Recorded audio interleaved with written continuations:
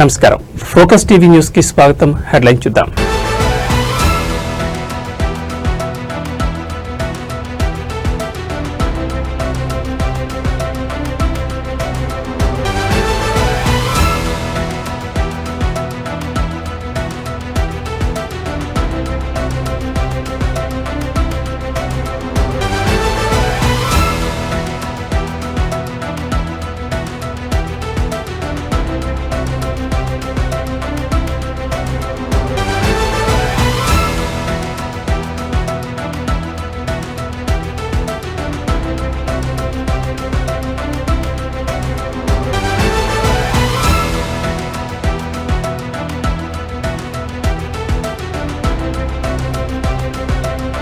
ముఖ్యమంత్రి రేవంత్ రెడ్డి ఢిల్లీ పర్యటనకు బయలుదేరి వెళ్లారు. శనివారం ఉదయం శంషాబాద్ విమానాశ్రయం నుంచి ఢిల్లీకి పయనమయ్యారు.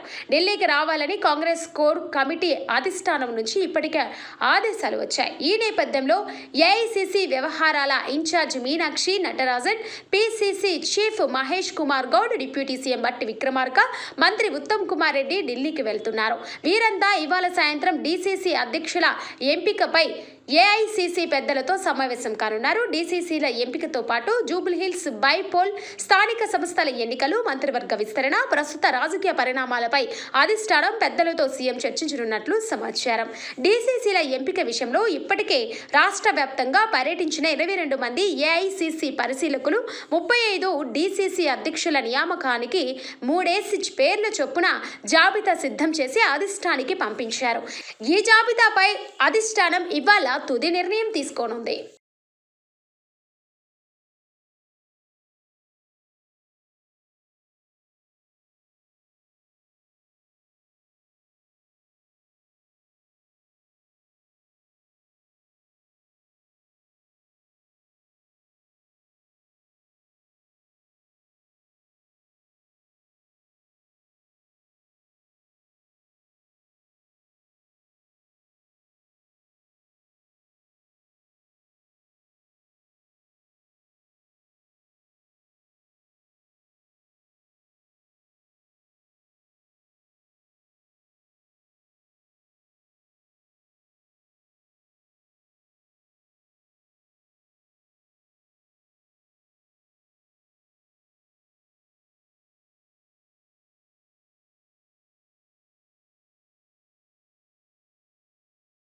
దుబాయ్ పర్యటన ముగించుకొని హైదరాబాద్ చేరుకున్నారు ఆంధ్రప్రదేశ్ ముఖ్యమంత్రి Nara Chandrababu Naidu.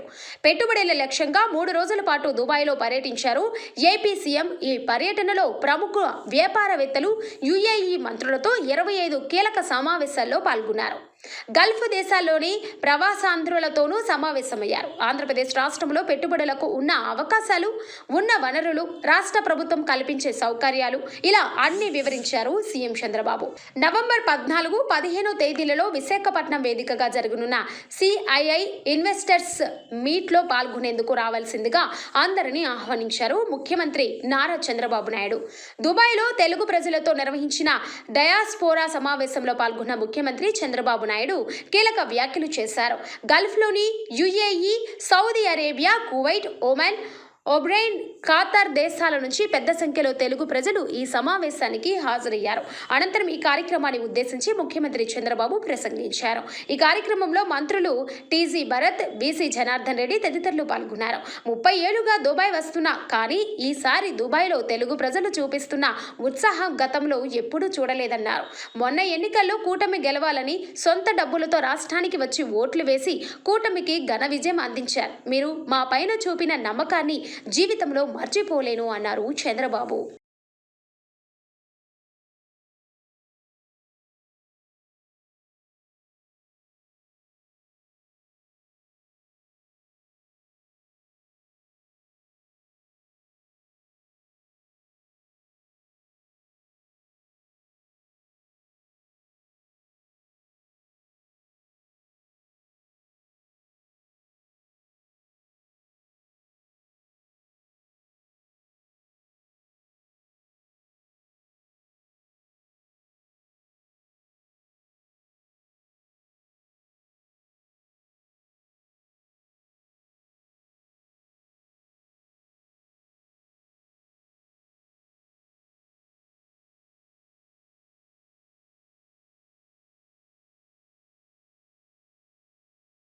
Telangana state inter board intermediate పరీక్షల తేదీలను ఖరారు చేసింది.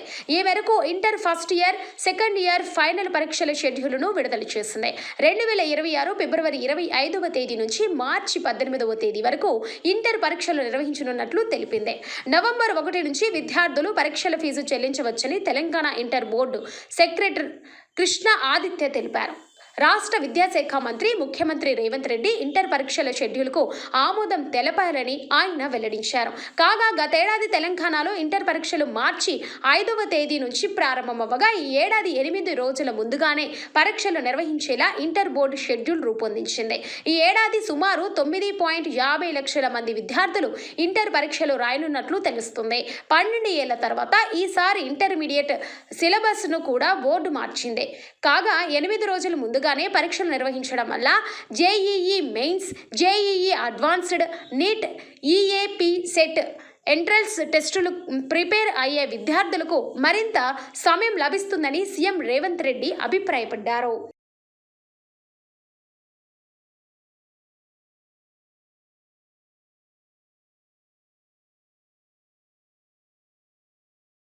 ఆంధ్రప్రదేశ్కి మరో తుఫాను ముప్పు పొంచి ఉంది. ఆగ్నేయ బంగాళాఖాతంలో కేంద్రీకృతమైంది తీవ్ర అల్పపీడనం. ఇది పశ్చిమ వాయువ్య దిశగా కదులుతూ నేడు వాయుగుండంగా రూపాంతరం చెందుతుందని, రేపు తీరం వాయుగుండంగా బలపడుతుందని అంచనా వేస్తున్నారు. ఎల్లుండికి నైరుతి ఆనుకొని ఉన్న పశ్చిమ మధ్య బంగాళాఖాతంలో తుఫాన్గా మారే అవకాశం ఉంది.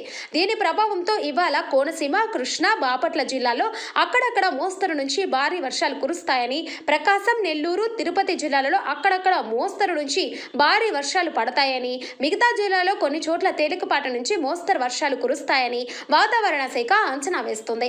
అయితే ఏపీకి తుఫాను ముప్పు పొంచి ఉందని ఐఎండీ పేర్కొంది. బంగాళాఖాతంలో కేంద్రీకృతమైన తీవ్ర అల్పపీడనం పశ్చిమ వాయువ్య దిశగా నెమ్మదిగా కదులుతుంది.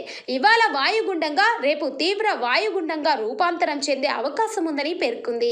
ఇది తుఫాన్గా మారితే మెనదాగా నామకరణం చేయనుందని ఐఎండీ దీని ప్రభావంతో 5 రోజుల పాటు రాష్ట్రంలోని వివిధ ప్రాంతాల్లో విస్తారంగా వర్షాలు కురిసే అవకాశం ఉందని అమరావతి వాతావరణ కేంద్రం పేర్కొంది.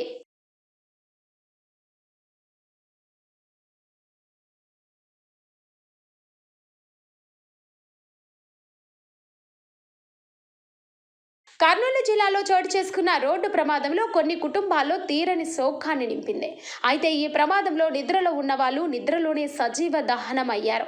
దీంతో ఏది ఎవరి మృతదేహం అని గుర్తించడమే సవాలుగా మారిపోయింది. మాంసపు ముద్దలాగా మారిపోవడంతో మృతదేహాలను గుర్తించే పనిలో పడిపోయారు వైద్యులు. కర్నూలు జీజీహెచ్ పోస్ట్ మార్టం రూమ్లోనే ఉన్నాయి 19 మృతదేహాలు. డిఎన్ఏ పరీక్ష అనంతరం బంధువులకు మృతదేహాలను అప్పగించనున్నారు అధికారులు. 19 మృతదేహాలు డిఎన్ఏ శాంపిల్స్ సేకరించారు. ఇప్పటికే 11 మంది మృతదేహాలకు సంబంధించిన బంధువుల డిఎన్ఏ శాంపిల్స్ ను కూడా సేకరించారు ఫోరెన్సిక్ అధికారులు. డిఎన్ఏ శాంపిల్స్ ను మంగళగిరి FSL కు పంపించారు. ఇవాళ మరికొన్ని మృతదేహాలకు సంబంధించి బంధువుల నుంచి డిఎన్ఏ శాంపిల్స్ సేకరించనున్నారు. అయితే ఈ ప్రాసెస్ మొత్తం పూర్తి కావడానికి సమయం పట్టనున్న నేపథ్యంలో మృతదేహాల అప్పగింత మరింత ఆలస్యమయ్యే అవకాశం ఉన్నట్టు చెబుతున్నారు.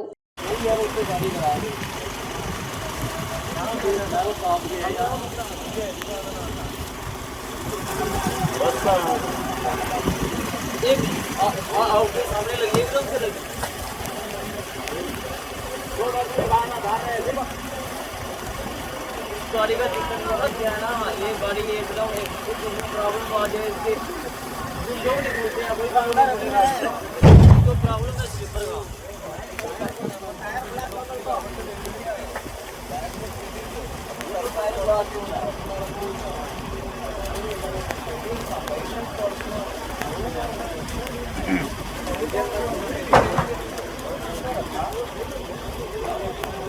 बच्चे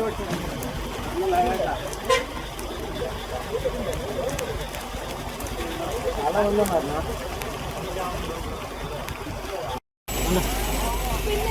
అక్కడ ఫైర్ యాక్సిడెంట్ అయినాక అందరూ వచ్చింది.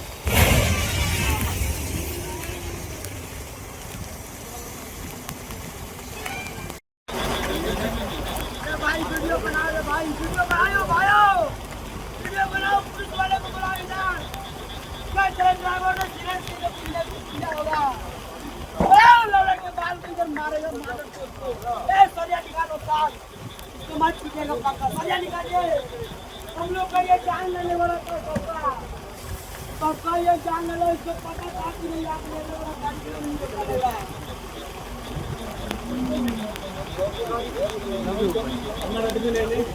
हमारा मालिक पता नहीं सब बॉडी नहीं उठा रहे वो क्या मार गया अंदर है कि चाय का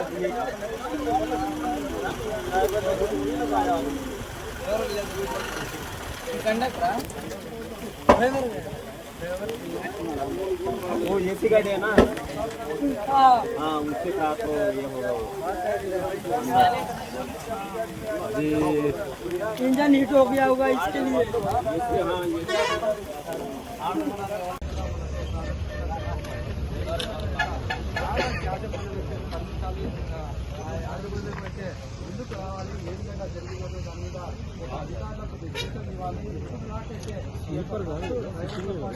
కలియుగ ప్రత్యక్ష దైవం తిరుమల శ్రీ వెంకటేశ్వర స్వామి వారిని పలువురు సినీ రాజకీయ ప్రముఖులు దర్శించుకున్నారు. వీఐపీ విరామ సమయంలో మంత్రి నాదెండ్ల మనోహర్, సినీ దర్శకుడు మున్నా ధూళిపూడి, నిర్మాత ఇమ్మూడి నరసయ్య, అలాగే తమిళనాడు మంత్రి సివి గణేశన్ వేరువేరుగా స్వామివారి సేవలో పాల్గొని మొక్కులు చెల్లించుకున్నారు.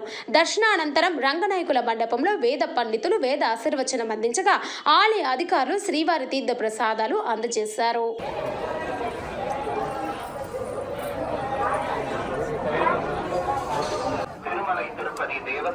సార్ స్లోగా సార్ జాగ్రత్త స్లోగా రండి సార్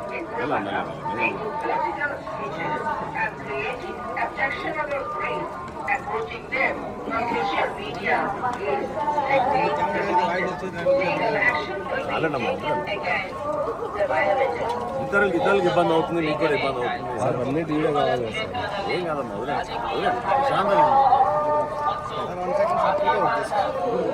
ప్రశాంతంగా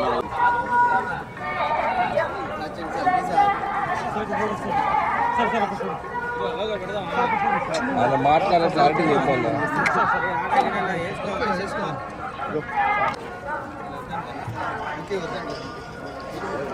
తెలుసుగా మీకు.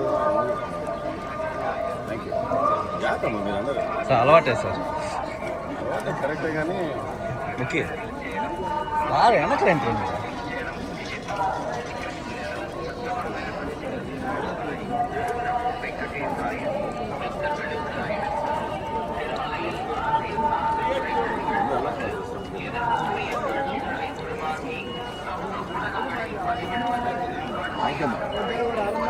థ్యాంక్స్ మీ అందరూ.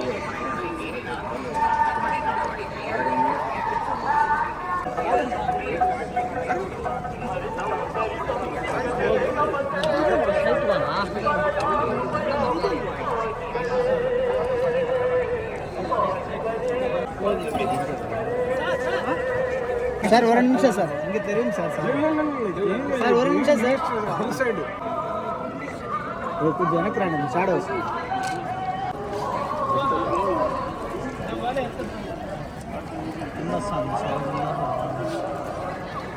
అయ్యో పాలి మర కరెస్పాండెంట్ సార్ 2 నిమిషం విజువల్ గా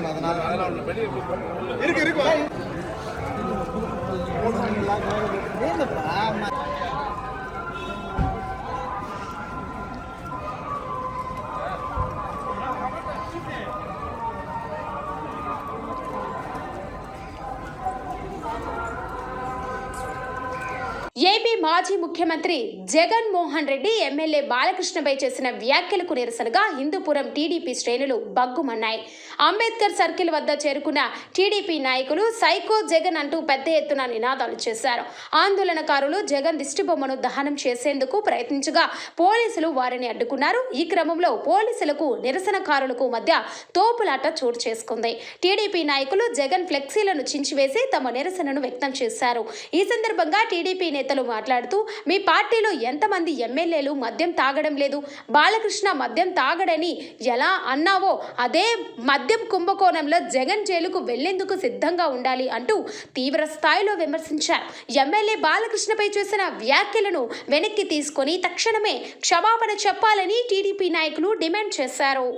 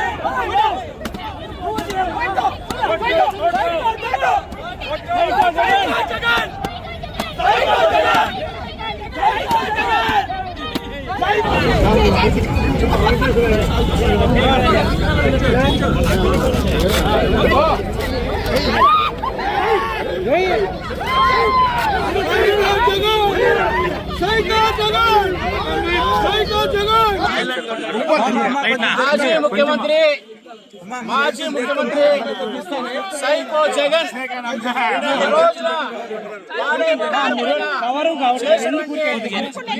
వ్యాఖ్యల్ని మేము ఖండిస్తూ మరి ఈ రోజు గూగుల్లో సైకో అని కొడితే జగన్మోహన్ రెడ్డిని కనబడిస్తారు.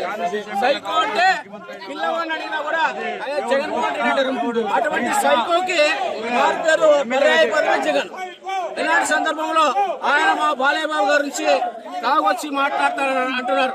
అంటే పచ్చగా ఉన్న లోకమంతా పచ్చగా ఉన్నట్ల ఈయన మద్యం కుంభకోణంలో ఇరుక్కుపోయినాడు కాబట్టి ఎప్పుడు కూడా మద్యం కుంభకోణంలో ఎప్పుడు లోపలికి పోదా తెలియదు కాబట్టి ఆ మద్యం కుంభకోణంలో ఉన్నటువంటి ఈ జగన్మోహన్ రెడ్డి మరి తాగొచ్చి మాట్లాడుతుంటాడు. అంటే నీ మనసులో అంతా తాగుడు వ్యసనాలు ఇటువంటి ఆలోచన ఉంది. మా బాలయ్య బాబు గారి వ్యక్తిత్వం తెలియక మాట్లాడుతున్నాం. ఆయన ఆధ్యాత్మిక చింతనతో ప్రపంచ చింతతో నడిచినటువంటి వ్యక్తి బాలయ్య బాబు గురించి ఈ రాష్ట్రంలో కాదు ప్రపంచంలో నలుమూల తెలుగు వారందరికీ ఆయన వ్యక్తిత్వం ఎటువంటిదో ఆయన నడవంటి ఎటువంటిదో అందరికీ తెలుసు. క్రమశిక్షణ జీవన విధానం ఆధ్యాత్మిక చింతన కలిగిన మహా భక్తులు లాంటి నందమూరి బాలయ్య బాబు గారు అసెంబ్లీని పవిత్రంగా భావించే వ్యక్తి బాలయ్య బాబు గారు. మహిళల్ని గౌరవించే బాలయ్య గారు తాగొచ్చారా ఎలా అంటావు? నోటికొచ్చింది మాట్లాడతావా? తస్మాత్ జాగ్రత్త. ఇవాళ అభిమాన ఆగ్రహం చూస్తున్నావు. మెదక్ జిల్లా నర్సాపూర్ మండలం నారాయణపూర్లోని ట్రైబల్ వెల్ఫేర్ రెసిడెన్షియల్ జూనియర్ కళాశాల పాఠశాలలో ఎన్నికల బీభత్సం సృష్టిస్తున్నాయి. నిద్రిస్తున్న 8 మంది విద్యార్థినులను ఎలుకలు కరవడంతో భయంతో వసతి గృహం ఒక్కసారిగా ఉలిక్కిపడింది. విద్యార్థులు గాయపడినప్పటికీ ఈ విషయం బయటకు పొక్కకుండా సిబ్బంది తీవ్రంగా ప్రయత్నించినట్లు తెలుస్తుంది. విషయం తెలిసి నిలదీయగా విద్యార్థినులకు టీటీ ఇంజెక్షన్లు వేయించామని సిబ్బంది తెలిపారు. అయితే ఈ ఘటనపై ప్రిన్సిపాల్ లలితాదేవి వ్యవహరించిన తీరు మరింత వివాదాస్పదంగా మారింది. మీడియాతో మాట్లాడిన ఆమె గతంలో 3 పాములను చంపామని, ఎలుకలు కరవడం చాలా చిన్న విషయం అంటూ నిర్లక్ష్యంగా వాగ్వాదానికి దిగారు. వసతి గృహాల్లో పారిశుద్ధ్య లోపం, విద్యార్థుల భద్రతపై అధికారుల నిర్లక్ష్యం మరోసారి ఈ ఘటనతో బయటపడింది.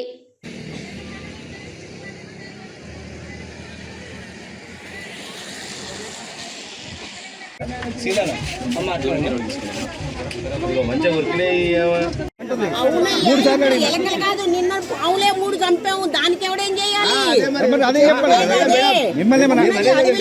మేడం పాము గారు చనిపోతారు అప్పుడు ఏం చేస్తారు? వద్దు ఆ మాట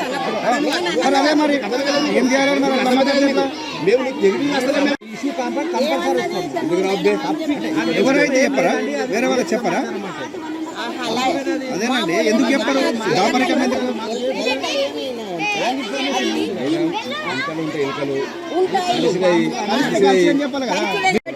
వాళ్ళతోనైనా మనం ఉండదు మేడం. అదే నేను చెప్పేది అదే మాకున్న నిజమే సార్ జరిగింది. మేము కూడా అవస్థ ఇప్పుడు కోతులు ఉన్నాయి. అంటే మేడం గారు అన్ని మీకేమవుతుంది?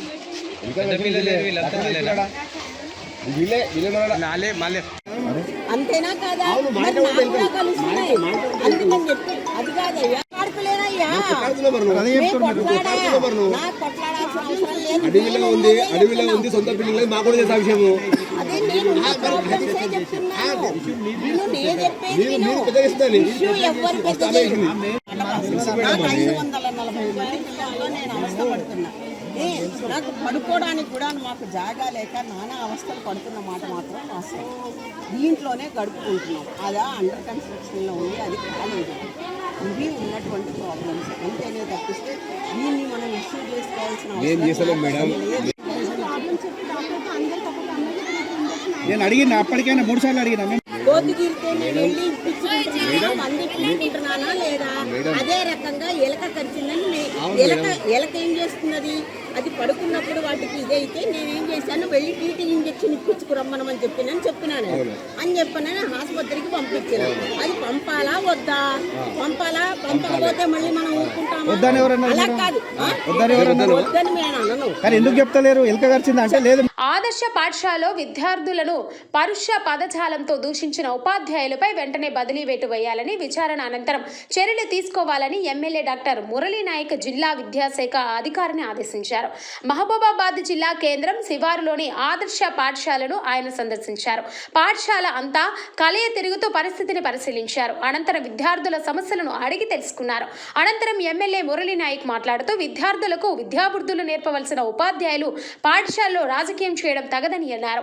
వివాదాస్పదంగా మారిన టీచర్స్ ను వెంటనే మారుమూల ప్రాంతాలకు బదిలీ చేయాలని అన్నారు. పై పూర్తి స్థాయిలో విచారణ అనంతరం చర్యలు తీసుకోవాలని జిల్లా విద్యాశాఖ అధికారిని ఆదేశించారు. ఇలాంటి ఘటనలు పునరావృతమైతే కఠిన చర్యలు తీసుకుంటామని హెచ్చరించారు.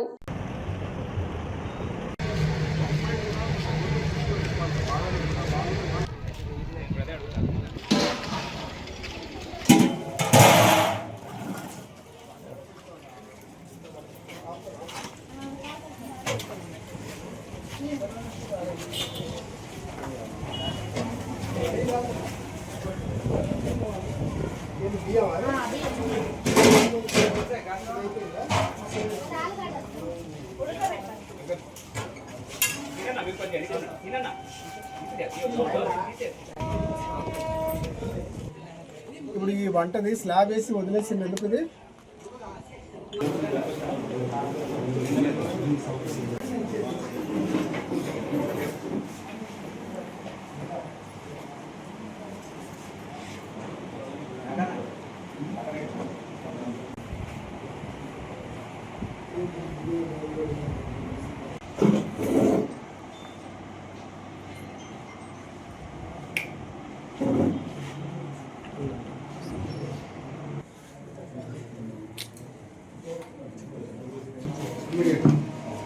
Immediate effect.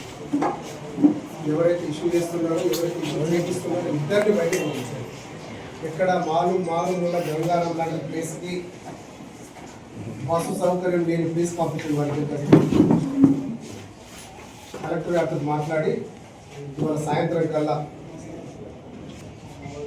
మనం ఇక్కడ ఉండేది పిల్లల భవిష్యత్తు చూడడానికి, మన పిల్లలు మన సొంత ఇంటి పిల్లలాగా చూసుకోవాలి. మనం అలాంటిది కావాలని వాళ్ళ పోస్ట్ ఒకరి మీద ఒక అలిగేషన్ వేసుకొని దాదాపు 1 month నుంచి స్కూల్ సరిగ్గా పనిచేయట్లా. టీచర్స్ మధ్యలో గొడవ అంత నాట్యం చేస్తున్నారు. మీరు కలెక్టర్ గారితో డిస్కస్ చేసి నా స్టాండింగ్ ఆర్డర్ అనుకోండి, కలెక్టర్ గారితో డిస్కస్ చేసి ఎవరైతే ఇద్దరు కొట్లాడ పెట్టుకునే టీచర్స్ వాళ్ళకి ఫస్ట్ అండ్ ఫార్మోస్ట్లీ వాళ్ళిద్దరిని ఎటువంటి ప్లేస్లో అంటే ఒక 5 కిలోమీటర్ల నుంచి బస్ ఎక్కేటట్టు ప్రొవిజన్ పెట్టండి. దీని మీద ఎంక్వైరీ చేసి పనిష్మెంట్ తర్వాత ఫస్ట్ అయితే వాళ్ళిద్దరిని ఇక్కడి నుంచి ట్రాన్స్ఫర్. ఈ దెబ్బతోటి ఇక్కడ మొత్తం సెపరేట్ కావాలా. మళ్ళీ నేను మండే వస్తాను ఇక్కడికి. మండే కల్లా 2 టీచర్స్ ఇక్కడ ఉండదు. మీరు ఎంక్వైరీ చేయండి. ఎంక్వైరీ చేసి ఇద్దరిని రిమోటెస్ట్ విలేజెస్ పంపించేసి మిగతా టీచర్స్ భయం ఉండాలి. మనం జీతం తీసుకుంటున్నాం, మీరు కష్టపడి ఈ స్థాయికి వచ్చింది, ఉద్యోగాలు చేస్తూ ఉన్నారు. కాంపిటీషన్లో వచ్చింది. మన ప్రభుత్వం ఉద్యోగస్తులు ఫస్ట్ ప్రయారిటీ ఇచ్చి మొదటి తారీఖు 2వ తారీఖులో జీతాలు ఇస్తుంది. అంత కష్టపడి పని చేస్తున్నట్టు మన ప్రభుత్వానికి చెడ్డ పేరు తీసుకురావాలని ఎంత వైరల్ అయితే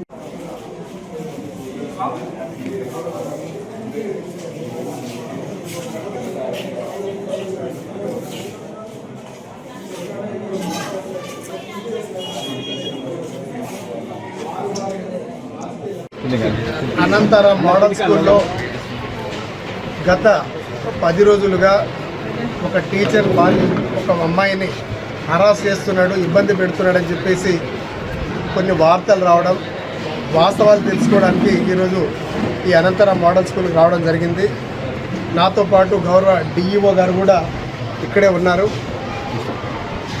ఏది ఏమైనా ఇక్కడున్నటువంటి టీచర్స్ మధ్యలో సఖ్యత లేకుండా ఒక టీచర్ ట్రాన్స్ఫర్ అయ్యిందని చెప్పేసి ఆయన ఇదే ప్లేస్లో పని చేయాలని చెప్పేసి పిల్లలతోటి ఏదో ఒక రకంగా మనల్ని హరాస్ చేస్తున్నాడని చెప్పిస్తే ఆ వచ్చిన టీచర్ని బయటకు పంపించాలనే ఉద్దేశమో ఏదో తెలియదు. కానీ అంటే ఇద్దరు టీచర్లు చేస్తున్నటువంటి రాజకీయ నాటకంతో పిల్లల్ని ఎరగా వాడుకొని, విద్యార్థులను ఎరగా వాడుకొని వాళ్ళ సొంత లాభాలతోటి పబ్బం గడపడం చూస్తూ ఉన్నారు.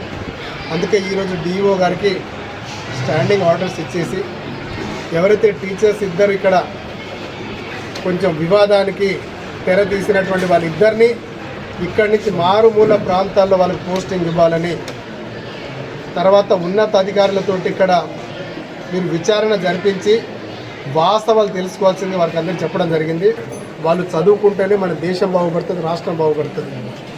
అందుకనే వాళ్ళ భవిష్యత్తును దృష్టిలో పెట్టుకొని టీచర్స్ మీద యాక్షన్ తీసుకోవడం జరిగింది.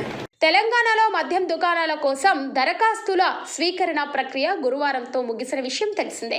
అయితే రాష్ట్రంలో బీసీ బంద్, బ్యాంకుల బంధులతో దరఖాస్తు చేసుకోలేకపోయామన్న ఫిర్యాదుతో ఎక్సైజ్ శాఖ ఆ మద్యం షాపుల దరఖాస్తుల గడువును ఈ నెల 23 వరకు పొడిగించింది. అయితే దరఖాస్తును గడువు పెంచడం చట్ట విరుద్ధమంటూ పలువురు మద్యం వ్యాపారులు తెలంగాణ హైకోర్టులో పిటిషన్ దాఖలు చేశారు. ఈ మేరకు వారి పిటిషన్లపై ఇవాళ మరోసారి ఇరుపక్షాల వాదనలు విన్న హైకోర్టు న్యాయమూర్తి ఎన్ తుకారంజీ తీర్పును రిజర్వ్ చేశారు. దీంతో ఓవైపు ప్రభుత్వం కోర్టు నుంచి ఎలాంటి తీర్పు వస్తుందోనని ఆసక్తిగా చూస్తుంటే, మరోవైపు గడువు తర్వాత మద్యం షాపులకు దరఖాస్తు చేసిన ఆశావాహులో తమ పరిస్థితి ఏంటని ఆందోళన వ్యక్తమవుతుంది. అయితే వాదనల సందర్భంగా ఆయన సంచలన వ్యాఖ్యలు చేశారు. అసలు మద్యం దరఖాస్తుల గడువు పెంపునకు చట్టబద్ధత ఉందా అని ప్రభుత్వాన్ని సూటిగా ప్రశ్నించారు. ఇలా ఇష్టానుసారంగా వ్యవహరించడం కుదరదని కామెంట్ కూడా చేశారు. చట్టవిరుద్ధంగా గడువు పెంచితే దరఖాస్తులు రద్దు చేయవలసి ఉంటుందని జస్టిస్ తుకారంజీ తీవ్ర ఆగ్రహం వ్యక్తం చేశారు. ప్రభుత్వం తరపు న్యాయవాది విజ్ఞప్తి మేరకు కేసులో తదుపరి విచారణను ఇవాల్టికి వాయిదా వేయగా ఇరుపక్షాల వాదనలు విన్న ధర్మాసనం తీర్పును రిజర్వ్ చేస్తుంది. మరోవైపు మద్యం దుకాణాల్లో దివ్యాంగులకు రిజర్వేషన్లు కల్పించకపోవడంపై దాఖలైన పిటిషన్లపై ప్రభుత్వానికి హైకోర్టు నోటీసులు జారీ చేసింది.